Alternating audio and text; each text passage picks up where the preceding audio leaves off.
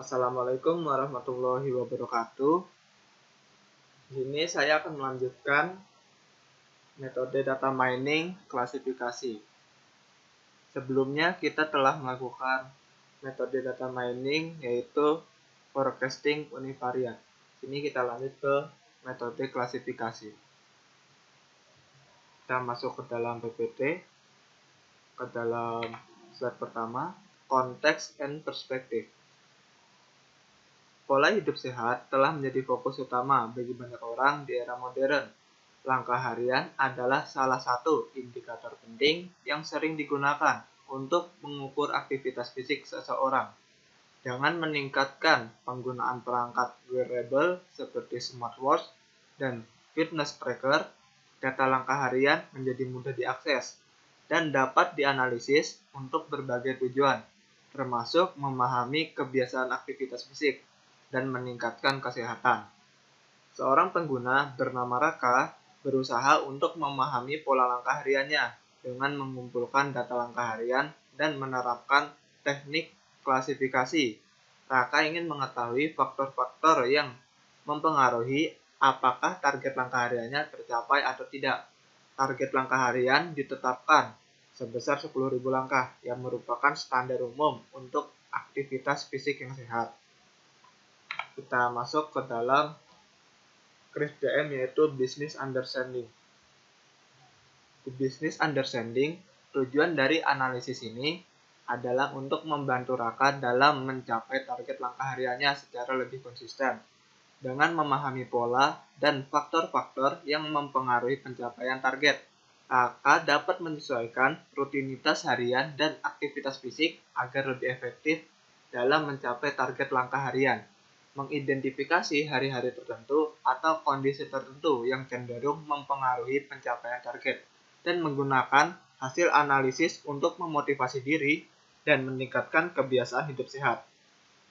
Analisis ini juga dapat digunakan untuk mengembangkan rekomendasi yang dipersonalisasi, seperti waktu terbaik untuk berjalan atau aktivitas tambahan yang dapat membantu mencapai target langkah harian. Dengan memahami faktor-faktor ini, analisis ini juga dapat memberikan rekomendasi yang lebih personal dan relevan. Peningkatan desain dan fungsionalitas perangkat wearable dan dukungan program kesehatan masyarakat dengan menyediakan wawasan bagi penyedia layanan kesehatan untuk mendukung program-program kesehatan yang lebih efektif. Itu adalah business understanding. Kita masuk ke langkah selanjutnya yaitu data understanding. Data source atau dari mana data itu berasal yaitu dataset dummy. Data dikumpulkan dari perangkat pelacak aktivitas Raka selama periode waktu tertentu, mencakup berbagai atribut yang relevan untuk dianalisis. Ini adalah data yang dikumpulkan dari perangkat pelacak aktivitas Raka.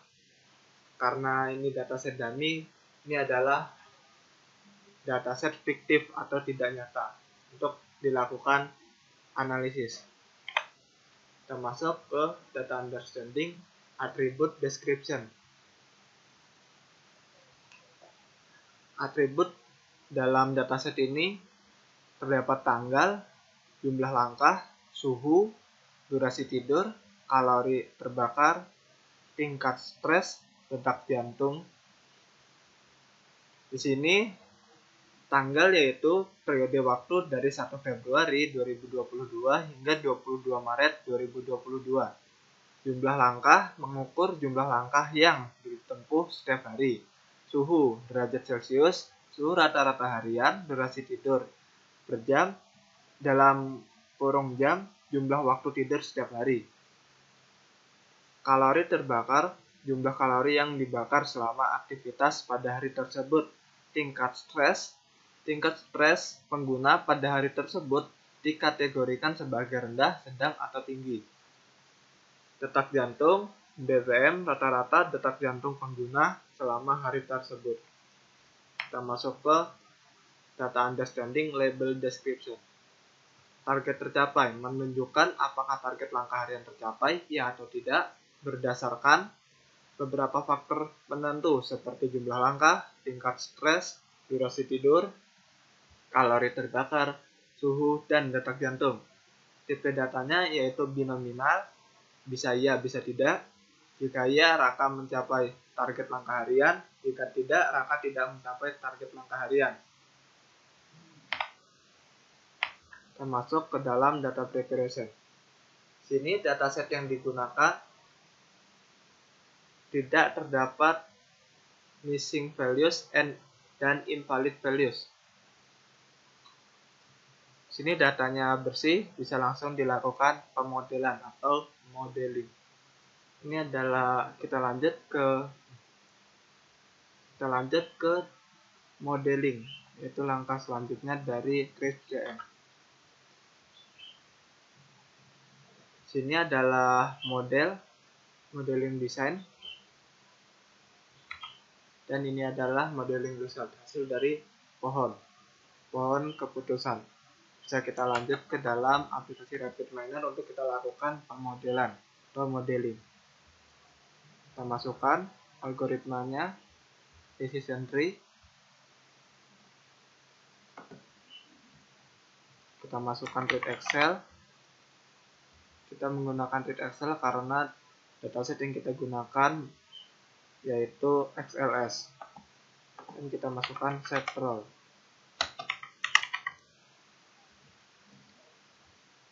Dari read Excel kita hubungkan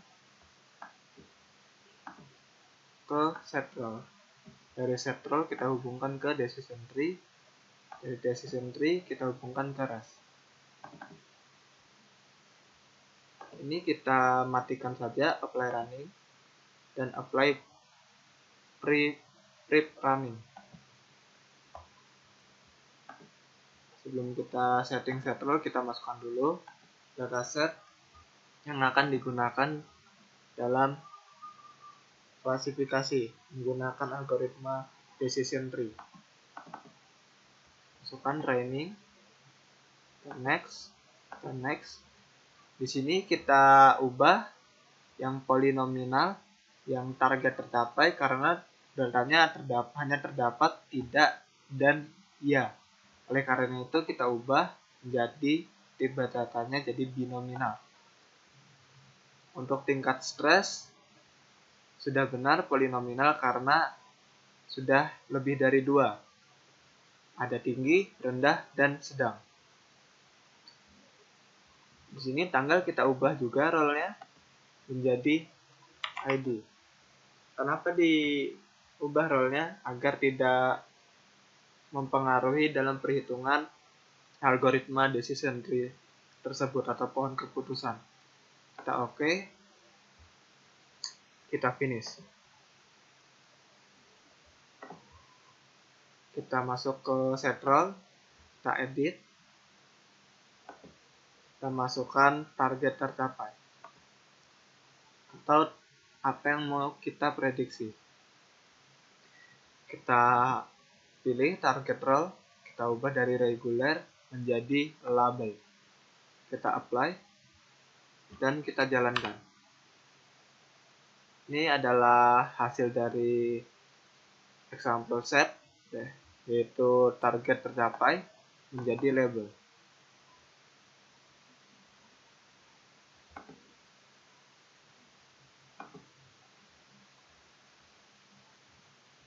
Dan ini adalah hasil dari pohon keputusan.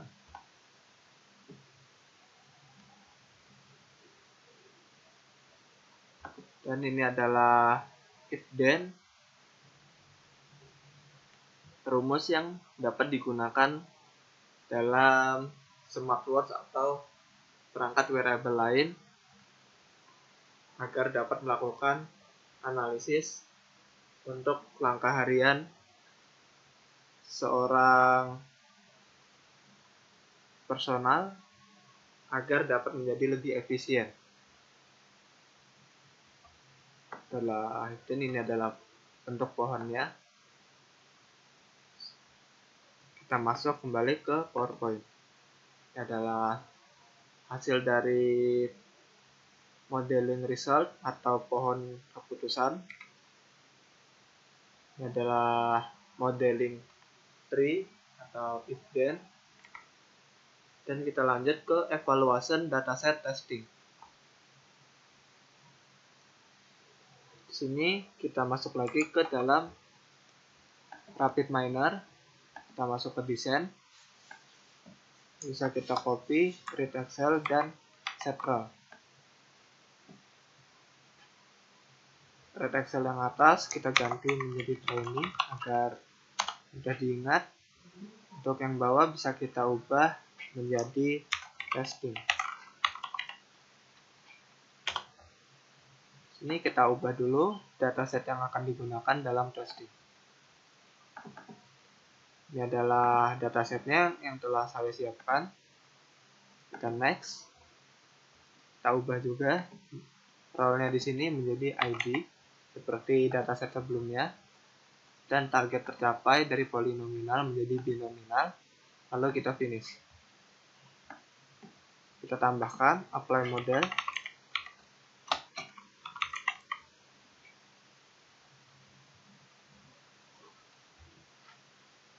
Kita masukkan apply model.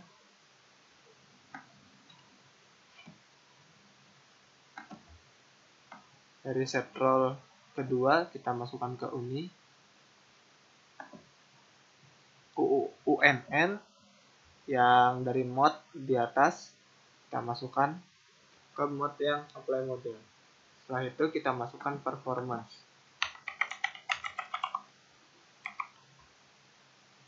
Sini kita pilih performance yang binominal klasifikasi. Kita masukkan. Kita bisa zoom out. Kita hubungkan dari apply model ke performance. Dari performance kita masukkan.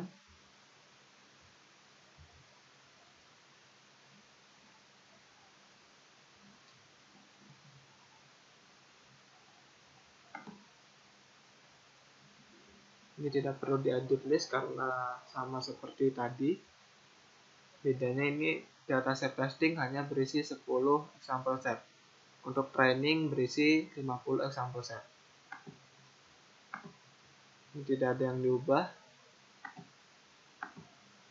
Ini kita masukkan untuk precision dan recall. Setelah itu kita jalankan. Ini adalah hasil prediksi menggunakan dataset testing. Dan ini adalah dataset testing untuk melakukan uji coba dari algoritma decision tree. Ini adalah performance vector. Ini adalah confusion matrix-nya. Akurasinya terdapat 80%. Untuk presisi atau precision 100%. Dan recall 33,33%. Ini kita bisa lihat description-nya. Ini adalah confusion matrix-nya dari bawaan RapidMiner.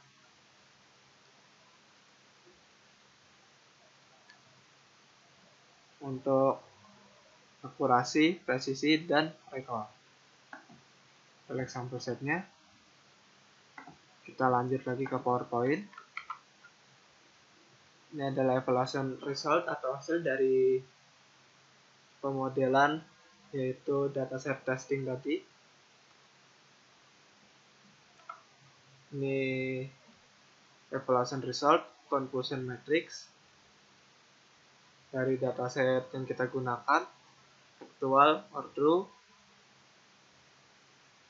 positif atau bisa dibilang true positif terdapat 1 dan true negatif terdapat 7.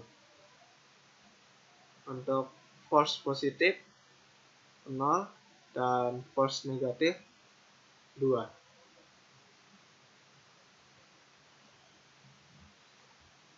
True positif Model memprediksi target tercapai dan benar targetnya tercapai. False negatif. 2. Model memprediksi target tidak tercapai, tetapi sebenarnya tercapai. True negatif. Terdapat 7. Model memprediksi target tidak tercapai dan benar. False positif. Ada 0. Model memprediksi target tercapai tetapi sebenarnya tidak. Kita lanjut. Hasil dari akurasi. Ini adalah hasil akurasinya 80% yang sudah bisa kita lihat tadi di RapidMiner. Ini adalah presisi dan ini adalah recall. Kita lanjut ke tahap selanjutnya, yaitu deployment dataset scoring. Kita masuk lagi ke RapidMiner. Sini kita hapus performance, kita hubungkan, kita hapus set role karena dalam scoring tidak terdapat label. Kita ubah menjadi scoring. Kita ubah dulu dataset scoring.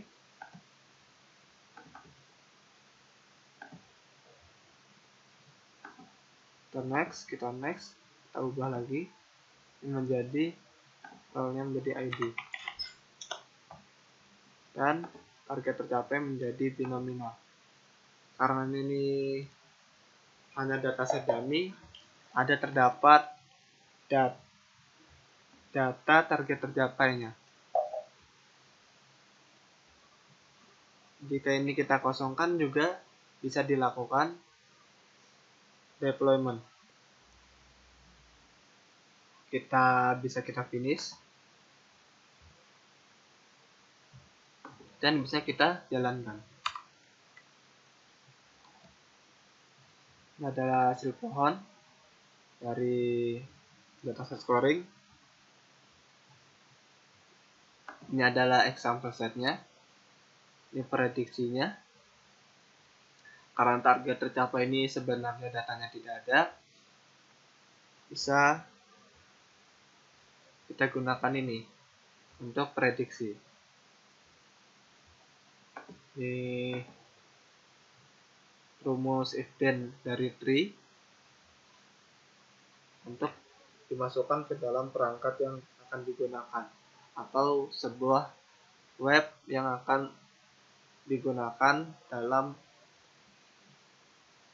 pola hidup sehat, yaitu dengan berolahraga untuk mencapai langkah harian. Bisa digunakan ini. Kita masuk ke PowerPoint lagi. Ini adalah hasil dari dataset scoring. Dan ini adalah deployment integrasi dengan sistem lain. Mengintegrasikan model dengan web atau aplikasi. Web untuk langkah harian apakah tercapai, apakah ada yang mempengaruhi, bisa kita masukkan ke dalam web atau aplikasi tersebut. Deploy ke platform cloud. Berbagai platform cloud menyediakan layanan yang memudahkan deployment model machine learning, memastikan skalabilitas dan aksesibilitas yang tinggi. Menyimpan model, simpan model machine learning yang telah dilatih dalam format yang dapat di-load kembali. Menyiapkan file konfigurasi buat file yang mencantumkan dependensi dan perintah untuk menjalankan aplikasi. Integrasi dengan perangkat keras. Mengintegrasikan model dengan perangkat keras seperti wearable device, fitness tracker. Itu adalah deployment. Itu saja yang bisa saya sampaikan. Terima kasih telah menonton. Wassalamualaikum warahmatullahi wabarakatuh.